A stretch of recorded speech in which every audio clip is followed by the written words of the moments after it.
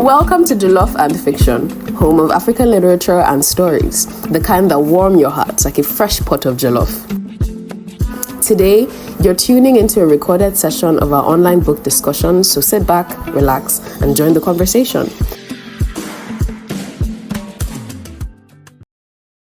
Essentially force a revolution and assassinates Nigeria's corrupt president and several other elites. So the question is, when society becomes deeply corrupt or unjust, can violent action ever be justified as a way to bring about change? So that's the question. I'll leave it in the chat right about now. So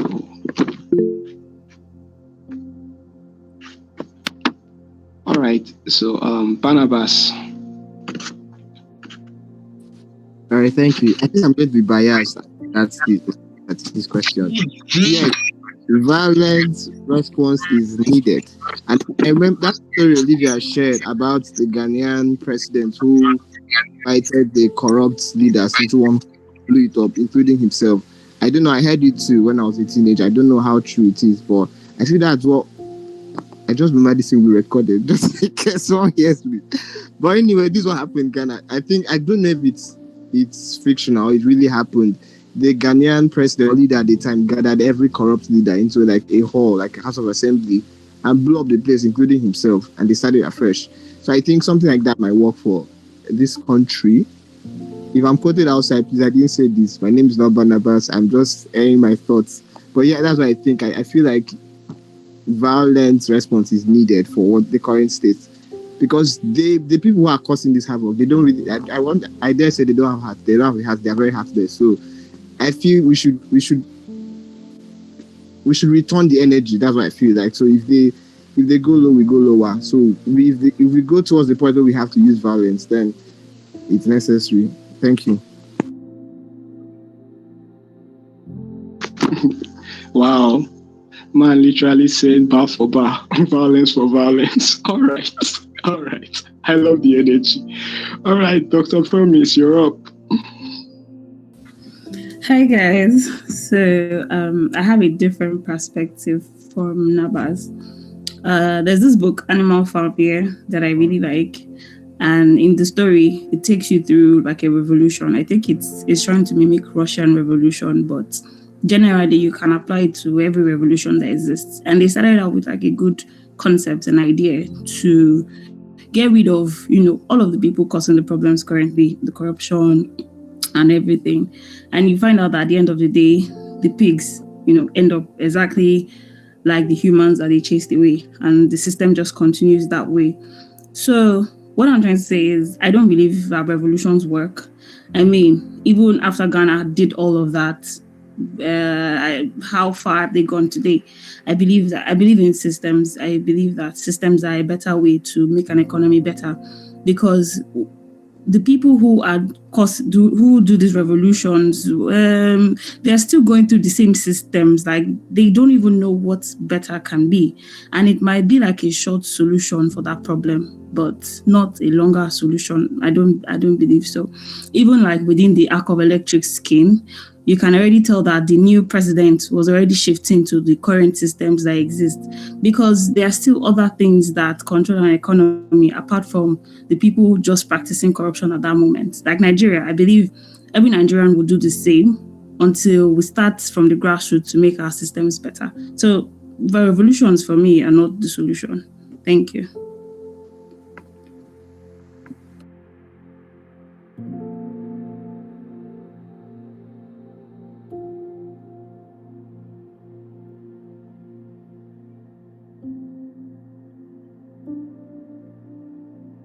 Since Ini Brown doesn't want to speak, Lambert, I just want to say that Ghana is not much better than Singapore. I mean, Singapore did a grassroots system change rather than a revolution. Thank you. Wow, that's an interesting perspective. Although I wonder.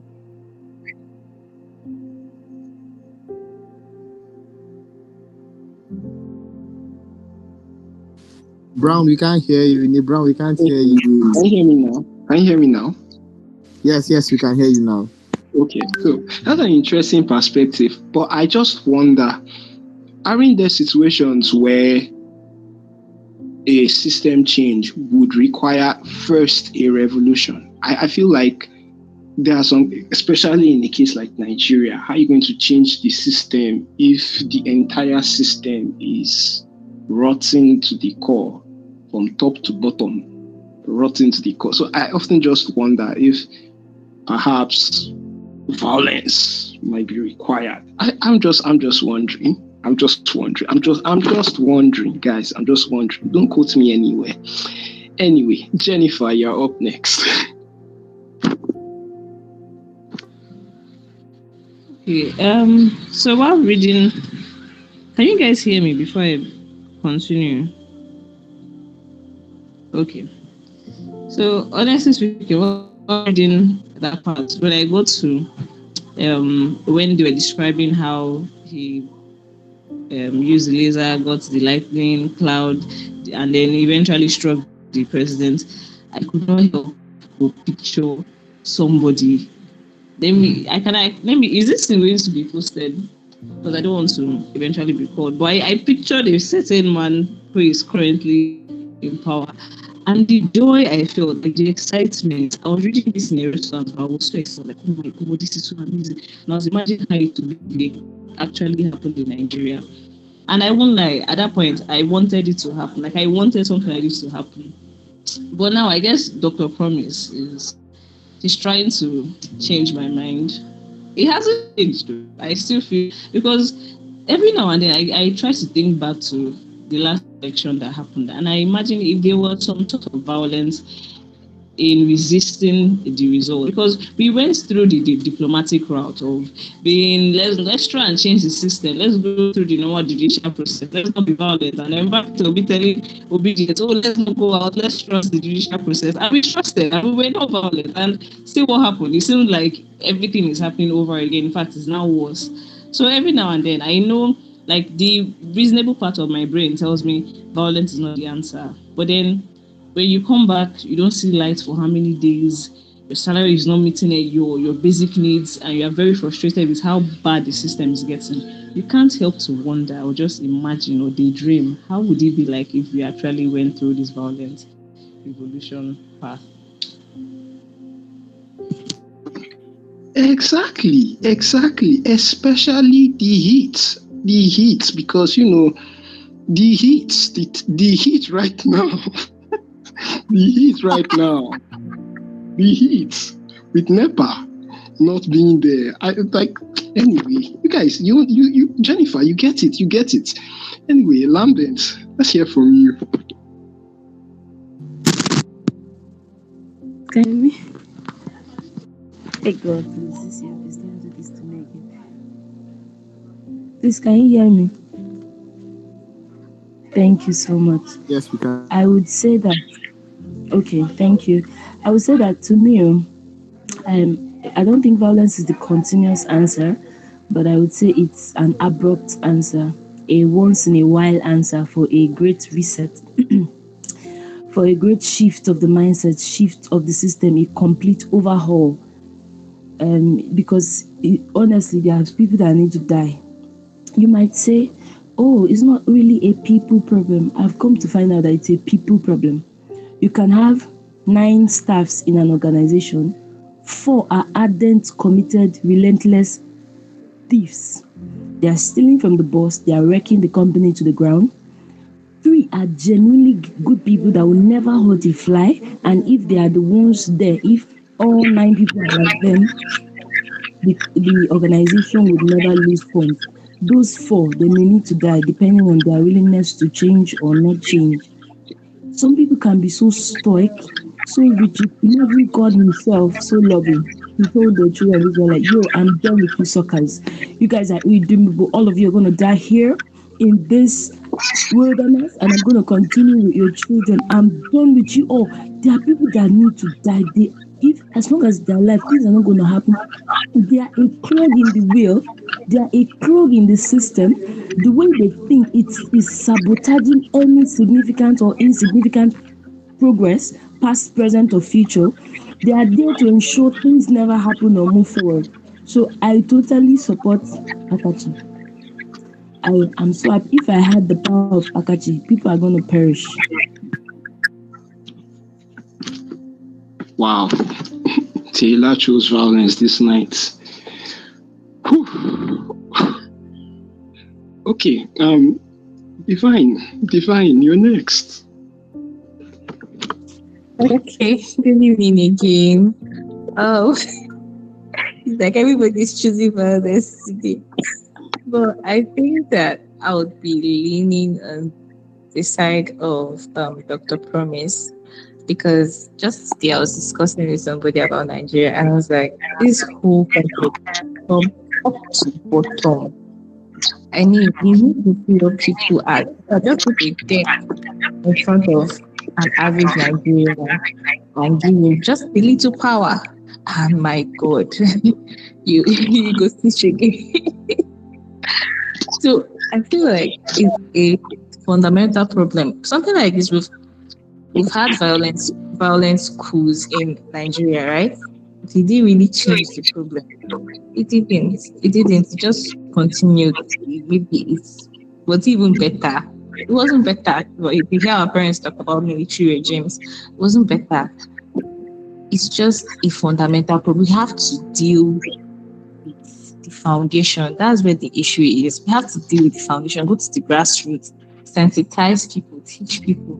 Because if you kill all the politicians, the ones that are still following them in River State here, almost every person is a politician. Those ones, the bad things that they want to make they learn work. Sorry, I'm not supposed to mention you. Oh my God. Okay, but what I'm trying to say is we have to deal with the foundation. The foundation is the problem. They want to use violence. We're going to wipe off entire Nigerians because all of us are. So we should deal with that issue first, because violence will not solve it. Thank you. All right, thank you very much. Jessica, you're next. Okay, thank you so much, Newbound. So I totally agree with Design and Dr. Promise. I don't think violence is the answer. You know, I went to the market today and I could just see Nigerians, even though the price of bread has increased again.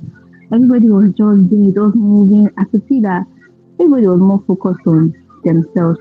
Self-preservation was the most important thing. You notice that today itself, everybody wants to travel and leave the country. So who will even go and do the killing? Who will even start the violence? Nobody wants to put themselves in that position. You understand? Another thing is, I was speaking to my sister about how I went to the bank the previous day to get something done, and the next day, a scammer was calling me, telling me about a bank account I wanted to open. I was like, how did they get this information? That to show you that even to the ordinary banker walking around is corrupt. Everybody is corrupt, you know. So what we need is actually we need systems that make it difficult for this corruption to hide. We need transparent systems.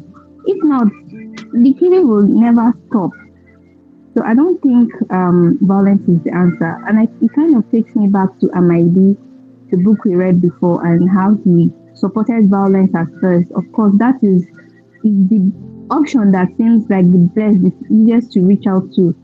But at the end of the day, you actually realize that that is not really the best. Thank you.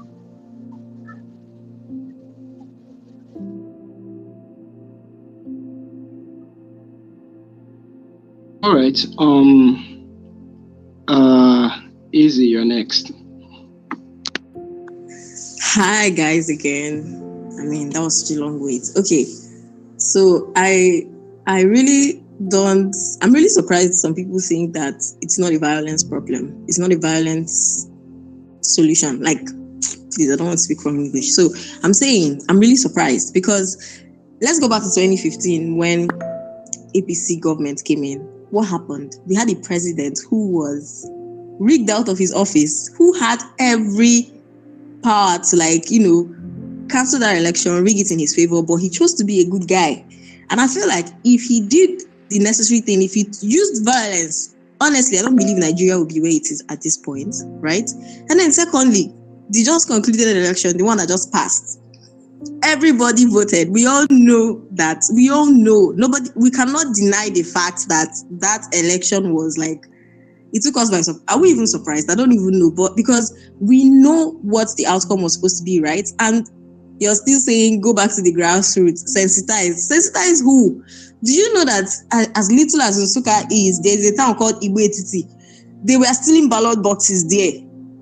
So if we had people who were willing to actually stand up to those people, do you think it will even happen? I know that it's also youth that they are using to do those things, but come on. At this point, what we need is violence. It's not the prolonged solution like Tahila said, but it's needed. This just reminds me of my project topic. It had to do with something similar to this. I think one of the things people in power fear the most is resistance from people. And it's something we've not seen in Nigerians. Most people are like, if I die, the country will move on. That's the truth. There is no great revolution without bloodshed. That is just the truth. But nobody is willing to be that, should I call it scapegoat? Or, nobody is even willing to die trying. Everybody just wants to be safe on their own path. And things keep spoiling. So I remember what I wrote in my topic. Part of the topic was about peasantry in Russia back then. So there was a system whereby the rich owned poor people. Like there were poor people and there were below poor people. So they were called peasants, and you can own them, you can buy them, you can do whatever you want to do with them. But after a while, this particular guy, Lev Tolstoy, the guy that wrote War and Peace, he started building school for peasants, teaching them how to read and write and all those things. And before he knew it, they became aware. So people, they became scared that one day these people are going to revolt. What did they do? They had to ban peasantry. That was how peasantry was banned in Russia. So they are actually as scared of revolution from people. But that is something we don't have here.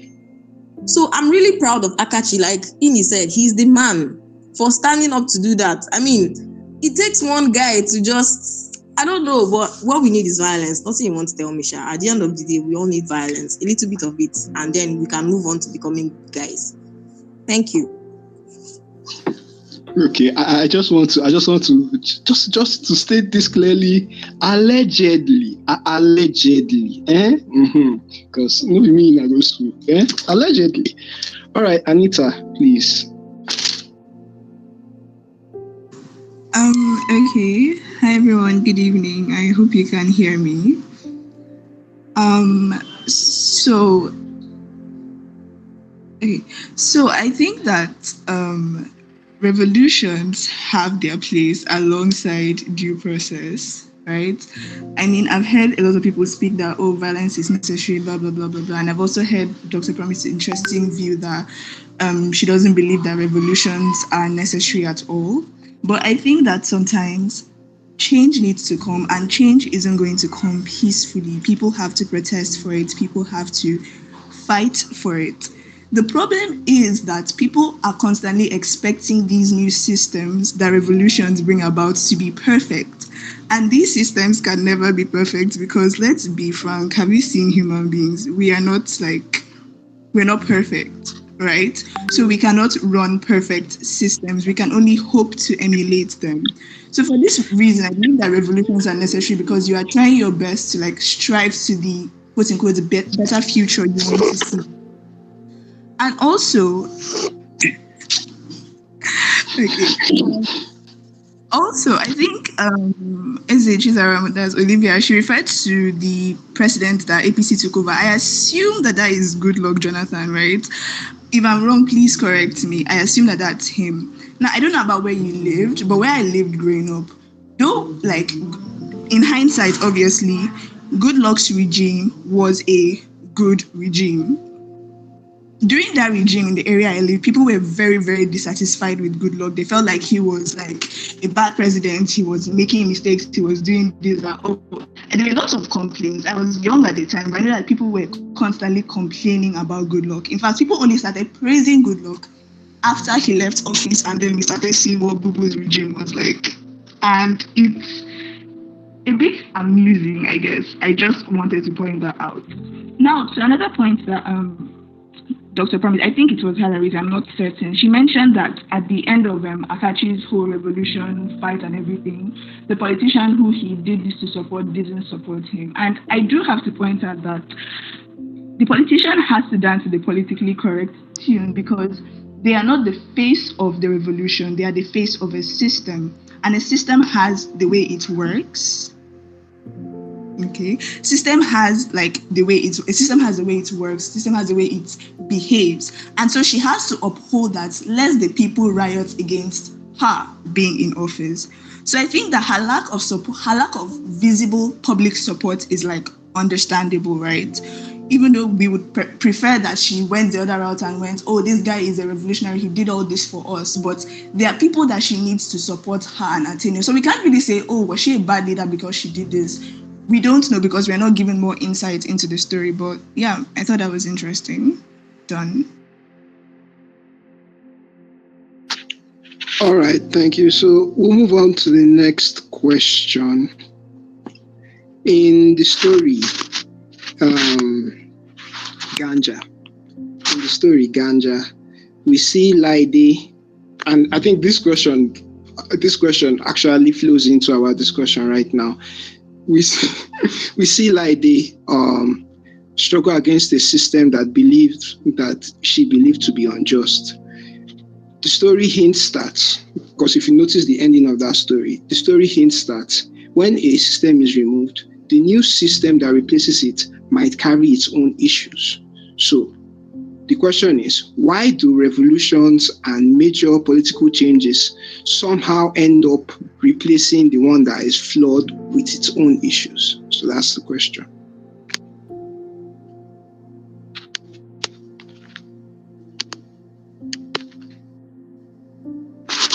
All right, so Anita, you're up. Oh, sorry, my hand was actually raised from the last time. That was okay. Okay, so who's next? I'm sorry, okay, Barnabas. Okay, thank you. To get your question right, sorry, you might need to mute your mic in the brown. Sorry. Okay, thank you. So to get your question right, you're asking why the new systems seem as though they solve a problem, but yet create another problem. Is that what you said? Is that what your question implies? Yes. Okay. So I think the whole idea that the fact that these systems are made by men means that it might still have a flaw. Do you understand? The issues we faced in the 90s, the 80s, they're almost not the same issues we face now. But yeah, there were systems that worked then, and we can't almost replicate that system now because things have changed. The advent of technology, etc., etc. Jonathan, so my point is that there will always be issues. I don't think a system is ever perfect. You see America, see how it is now, see how civilized they are, see how developed, but yet there are issues. Do you understand? So long as it's a man that came up with the system, there will always be issues. I don't know if you get my point. So we can't fully say. The only thing is that we have to check the system that affords us an issue we can manage. Do you understand? The current, oh God, I'm about to say something now, but I don't remember we are recording. The current system we're using here, at some point, it's unbearable. Do you understand? We just have to find a system whose flaw, please permit me, I'm trying to find the proper conduction for this. We just have to find a system that has a flaw we can manage. Yeah, that's the thing, because there will always be flaws. Thank you.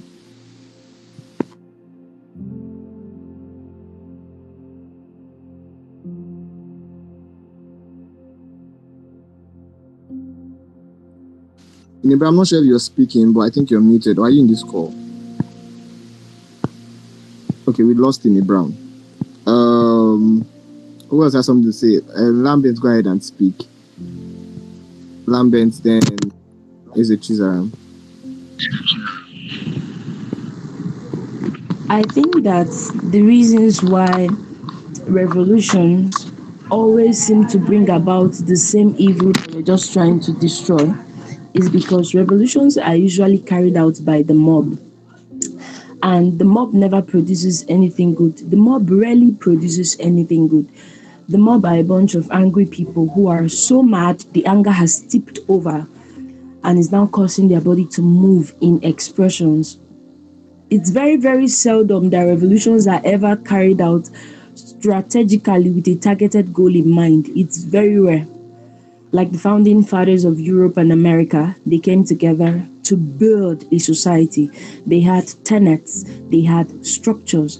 I dare say they had dogmas. It was almost some sort of a religion. If you even want to make it a stretch, you could almost call it a cult. But whatever you choose to call it, it was organized.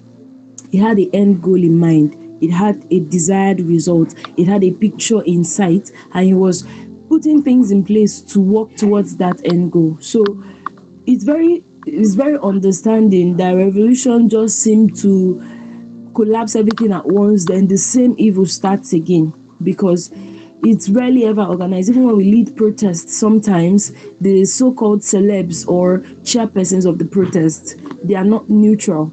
They are still actually partisan, but you will not know. Some of them are even bribed to direct the protest towards something that looks like an epiphany, then scatter it again. So until a group of people, I don't know what you feel about the Crusaders, but please permit me to reference them here. Until a group of people like the Crusaders or something, Amoteku, something, Isakaba, just comes together and begins to enforce some sort of change that is actually headed somewhere, then and only then would revolution yield something. Thank you.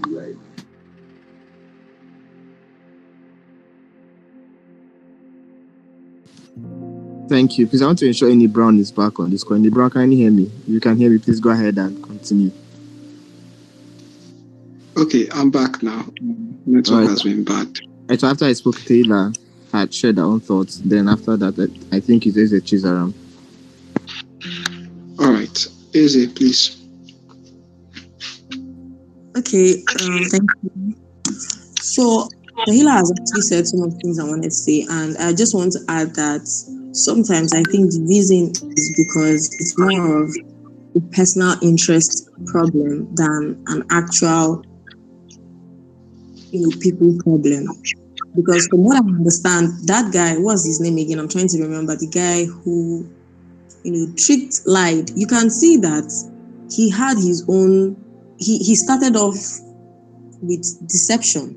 So, and I feel like when good people step into, when supposedly good people or people who are trying to champion a cause, they end up doing it the wrong way or they take their first steps the wrong way. It is bound to continue like that most of the time, especially if there is no actual goal in mind. Because the question is this: what was his end desire? Was it people oriented? And it seemed like that, but look at the way he went about it. And at the end of the day, Light ended up even losing her body. So sometimes you find out that these people they just want to be leaders and they don't even really understand what they want to do yet. They don't have a clear understanding of their vision. They don't really know what is it that they want to do or how they want to go about the change. And it was clearly showed there when he told him that they don't know yet. We are still recruiting people. Once along the way, we might need your help. So he didn't even have a planned strategy. So at the end of the day, you could see that he was gradually already tilting towards the path. Is it Fisayo or the woman's name? The owner of the dome. Like he was actually beginning to think or act like her, which Light pointed out in the end. So most of the revolutions I've read about, I don't really know much about revolutions that took place beyond in Europe and America, but the ones that happen in places like Russia, sometimes you notice that the successor is mostly harsher than the predecessor. Like they come in and they are doing more, killing more people, in a bid to prevent what the other person did. And it's just a general problem of not even having a laid down plan. It's just like, if I take over this country now, I am going to stop fuel subsidy. I'm going to stop NEPA interruption of life. But what do you even plan to do? Do you have an actual plan? So when they get there, by the time different things are flying in from here, there, they lose balance and they end up just becoming exactly what they hated. So I think it's just the lack of preparation, lack of set goals, stuff like that. Thank you.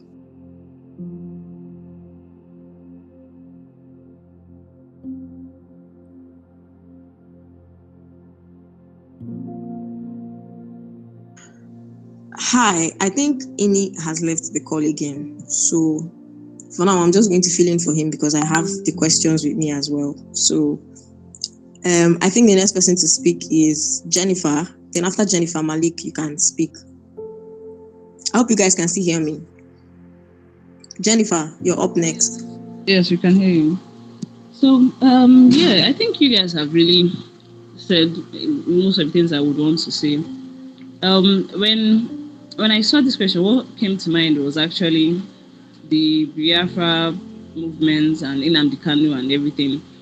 Even though I have my own personal reservations about how Nigeria splits and how the civil war ended, I was never really I never really bought into this Nnamdi Kanu movement because it didn't seem like he had a structure. Like, okay, when you come in, what is the system you have in place? And I think that's the problem with a lot of revolutionists.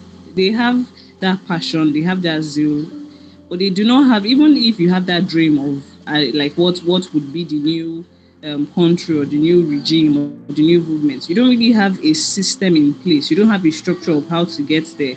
And so eventually, when power is handed over to you, it's almost like we're now starting afresh from the beginning, and then incompetence starts to show.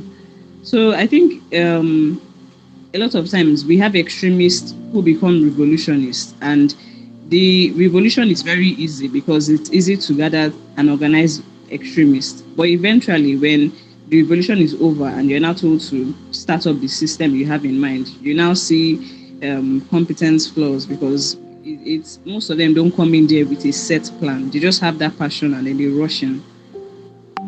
That's why we keep having bad regime after bad regime after bad regime.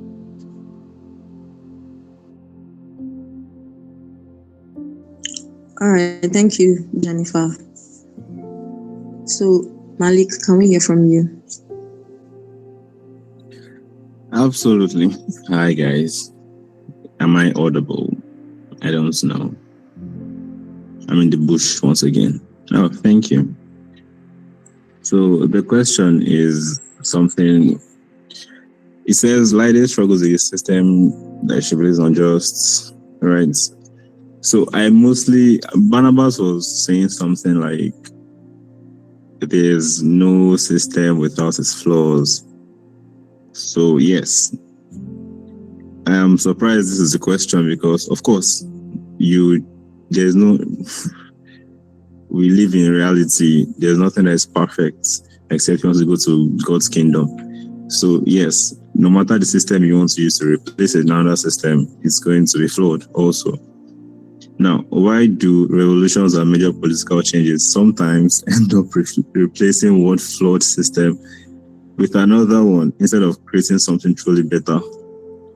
What defines truly better if all systems, by virtue of them being finite and human making, is going to be flawed? The question is just a little secular. And anyway, I liked what Jessica was saying about people because what it made me think of is two things, right? They say if you stare into the void for long enough, it starts to stare back at you. And there's also the one that goes, you become what you hate. And there's also the one that goes, well, not the one that goes, but it's something like, so for you to become a revolutionary or for you to effect a change, you have to become someone who can effect a change. Well, that's someone who can effect a change is not necessarily the person who can lead a nation, something like that. So it's like, who do you have to become to, for example, change Nigeria? And the kind of person you have to become to change Nigeria is not necessarily the kind of person you need to lead Nigeria. And I want to segue into South African politics for a little bit. I learned that the person that essentially signed away, I'm going to say, or removed apartheid from their constitution, essentially was a white man, right? So, which was somebody in the ruling class party, something like that. Not like, usually I used to think it was done through some, I don't know. I just thought of the question one day and I was like, okay, how did apartheid in South Africa actually end? Then I went to discover, it's one of the rulers that just had a change of mind. I was like, okay, cool, you know what, let's just remove it. Sure, I'm oversimplifying it a little bit, but it is just interesting to consider that in light of this discussion about revolutions and bloodlessness and so on and so forth. That's what I have to share. All right. Thank you so much, Malik. I think I've already made my own points, and I think most of us are saying things. And you said something that really stood out to me. The person you need to be to, is it cause a change? Isn't necessarily the person you need to be to rule. So I think that is where the problem is. You need an iron fist to take over, but then when you take over, you need a working system, and that's what we lack.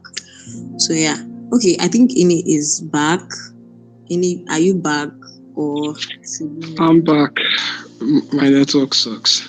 Anyway, so thank you, Abdul Malik.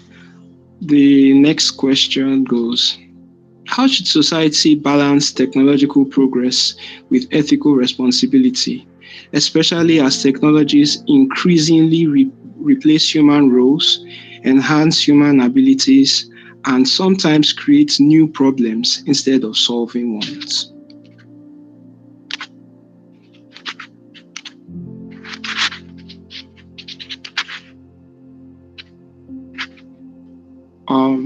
Okay, so are you raising your hand? Oh, no. It's from the previous question. Sorry. All right. Lambert.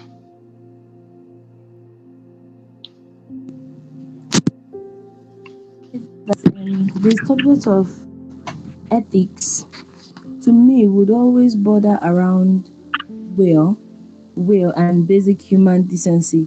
It's just like when we were studying history of anatomy and we found out that some of the first set of cadavers were actually people that signed off their bodies to be used for the furtherance of medicine after their death. So it really helped advance medicine and to know the human body. So I would say that as technology advances, as it continues to spread and all, anything that would just buttress or touch the human will and basic human decency. For instance, look at this young man, the electric skin guy, volunteered. So if they have just looked for one person close by that don't used to hear what and catch him and tie him on the chair and force the electricity into him, then we can now see the evils of technology. So I feel like as we're advancing, as we're doing everything we're doing, to never ever override the genius that makes us humans. Technology can spread to whatever length it desires. Cars can begin to fly for all we care. Teleporting can be invented, whatsoever it is. But any technology that begins to want to evade or corrode, how do I put it? Or corrode or override into who we are, our very essence, our will, our decency, our desires, is beginning to go too far. So it reminds me of the 100, how for a long time they were floating people for very menial crimes because air was running out, until they managed to have the boldness to actually tell people that air is not enough, and to their shock, people volunteered to die. So it was very, very touching that. So you mean we could have actually told people, and there will be people that will volunteer to die. So I very much believe that humanity and technology can continue to go pari passu, as long as we don't turn into monsters in the advancement of technology. Thank you. All right, thank you very much. Abdul Malik, please. Hi, once again. So I see the question coming from I'm interested in two angles, to discuss two angles right now. So first one is the question says, how should society balance technological progress? Right. I would like to point out that there's this rule of thumbs or popular altruism or aphorism, whatever they call it, that says it's like 1% of society that is innovative or something. 1%, 2%, I don't know. Just a very tiny fraction of humanity that is innovative. Meaning that most of society does not get to decide what technological progress is going to be like. So the ethics of technological progress in whatever shape or form it may be doesn't lie primarily with society. It lies with the innovators themselves, which we can also say might be regulated by governments, but we all know what's going on, for example, with AI regulations and how disastrous it has been. Secondly, is the ethics itself is sort of a very interesting topic in the sense that people do not want technological progress in the sense of they can't actually envision it. If you had asked a man in like 1800s, for example, what he would like for locomotion, he would have probably said a horse that never gets tired. So I find it funny in the sense of, like, after the second part of this question says, how does technologies increasingly replace human roles? So that's the second part I want to discuss about.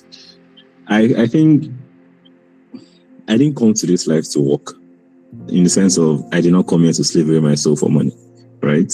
If need be, let machines do all the work for me. Like, I don't want to be, I don't want it. There are things though that we can argue are like central to being human. I don't want to walk on the road to go to one job that will sell my soul for 9 to 5. Point is, we live in a capitalist society, and capitalism itself has so many issues with humanity and our desire or undesire for work and fun and play. So the ethics or whatever, I don't know, of it should be that, do we as humans need what we call today 9 to 5, for example, to work, or do we all just want food, shelter, so on, so on, so on? If the machines can, for example, in the story Ganga, I'm saying Ganga because of someone. in the story Ganga, right, the machines did everything else and the humans had no purpose, which is sort of the central question. If your life is entirely cared for, housing, food, health, whatever, what is there for you to do? I think the answer is pretty obvious. You live life, but in this situation, they could not even leave the city they were in, and their lives are entirely controlled. So, to summarize what I'm saying, sorry guys, I'm taking too long. Society regulates technologies when things have already gone wrong, usually after a disaster. And governments are usually incentivized not to regulate technologies, because regulating it in the beginning is probably going to kill it. And that's just a theory I have. I have not fact-checked it. So, as for society, well, we're talking about government, right? So, governments would have to make laws and stuff with respect to making more money, which is already a bad thing in my opinion, because capitalism should go and die in one corner. Thank you.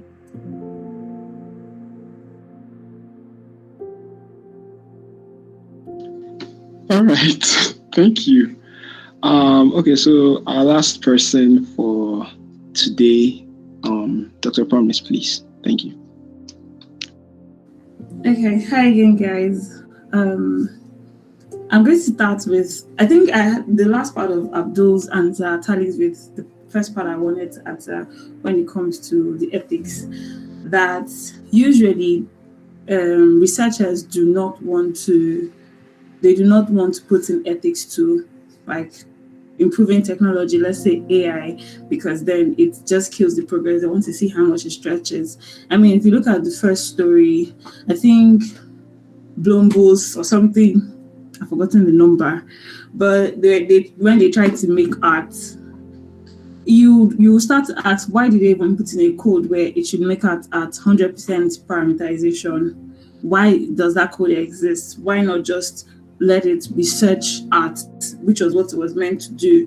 Why ask it to make art at that point, which now led to a disaster? So you find out that people or researchers are always stretching how far AI can go. Let me not say AI, let me say technology, but I actually mean AI in my head.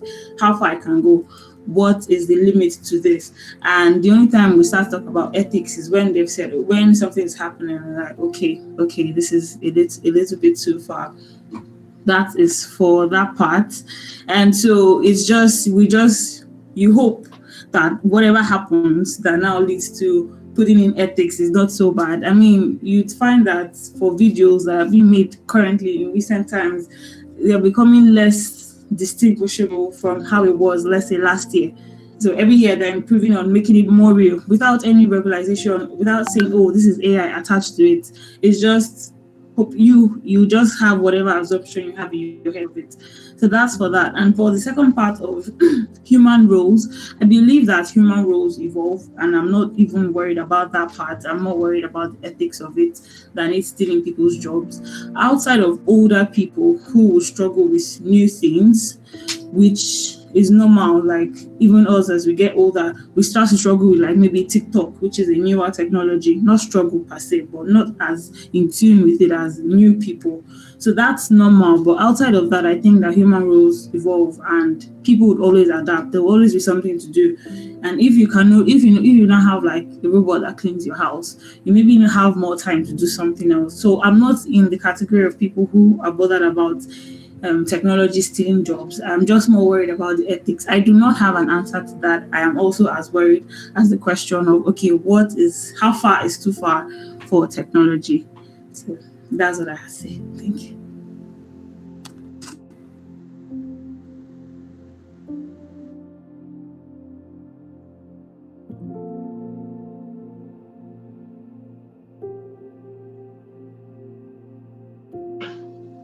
All right, thank you very much. That's all we have for this evening. We may continue the conversation on the WhatsApp group. Thank you guys very much. Good night. You can log off now. Don't forget to hit the follow button and tap on the notification icon to stay updated. That's all for today's episode. To join our book club or stay updated on future discussions, follow us on Instagram and X at Jollof Book Club, Jollof with a double F. And thank you so much for listening.